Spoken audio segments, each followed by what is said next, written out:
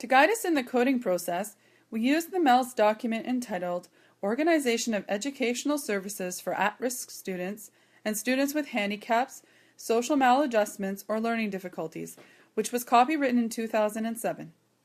This document updates and replaces the document entitled Students with Handicaps, Social Maladjustment, or Learning Difficulties.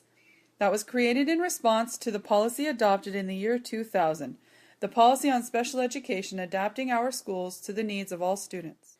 Within the Cree School Board, students who are identified as having severe learning difficulties or other types of obvious limitations will be seen by professionals.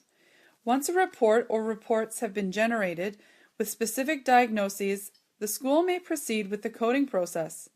Each year, the principal, vice principal, special education department head, teachers, parents, guardians, and any other professional or party working directly with the student will work together with the Special Education Services team to put together a coding file for submission to MELS.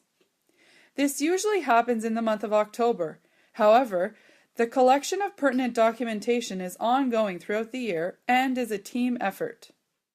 A letter from the principal submitting the student for coding, identification of which code is being applied for, any professional reports containing diagnoses, preferably with pertinent sections highlighted, and any other pertinent documentation supporting the need for a code. One of the first implications of a student successfully receiving a code is that specific monies are allocated to the school for that child. These funds are to allow for support measures to be put into place, but are not the sole purpose of applying for a code. A student with a code is entitled to a program based on a modified IEP. This would stipulate that the student is working at least one cycle below level. They would then be assessed using criteria developed to meet their individual learning objectives. Coded students should also be provided any resources, material, human, or other, that would aid in their success as learners. A code remains with a student throughout their educational career and will help those students qualify for support up into post-secondary programs.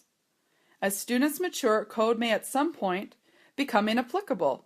At this point, the school principal may then submit, providing thorough evidence, to have it removed. There are 12 codes outlined in Organization of Educational Services for At-Risk Students and Students with Handicaps, Social Maladjustments, or Learning Difficulties. These codes are as follows. Code 14, Severe Behavioral Disorders. Code 23, Profound Intellectual Impairments. Code 24, Moderate to Severe Intellectual Impairments. Code 33, Mild Motor Impairments. Code 33, Organic Impairments. Code 34, Language Disorders. Code 36, Severe Motor Impairments. Code 42, Visual Impairments. Code 44, Hearing Impairments. Code 50, Pervasive Developmental Disorders.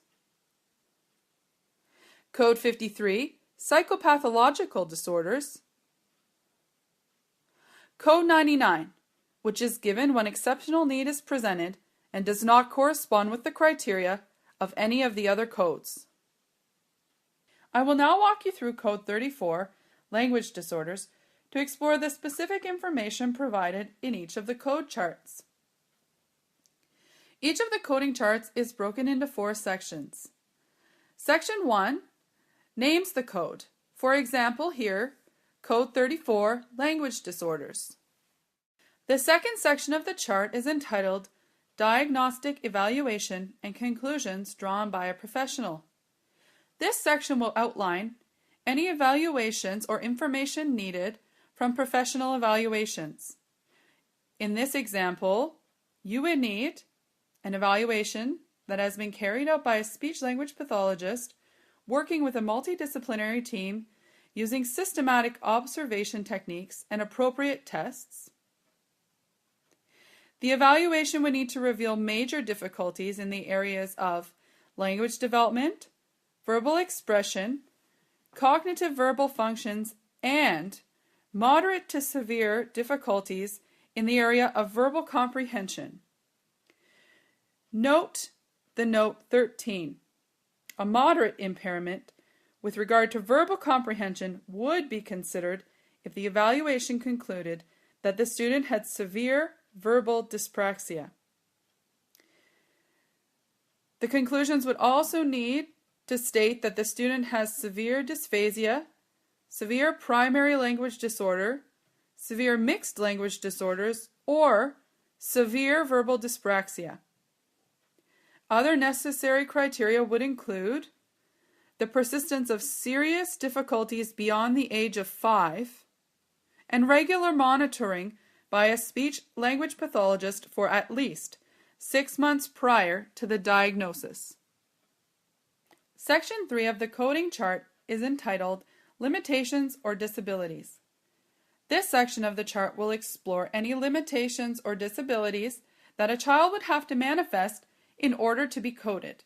For example, Code 34, a student would need to exhibit severe limitations with regard to verbal interactions, both in terms of expression and comprehension, socialization, learning at school.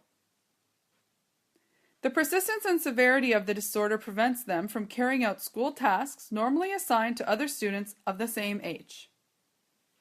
Section 4 of the coding chart is entitled Examples of Generally Observed Academic Difficulties. This section of the chart will outline behaviors that would be observed in a student in your classroom that might be allotted the specific code.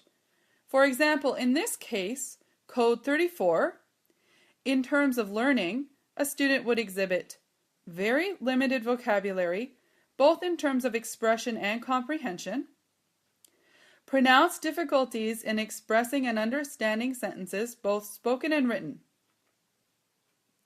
pronounced difficulties in learning new concepts, pronounced oral and written communication difficulties, very pronounced difficulties in reflecting on language, pronounced reading difficulties.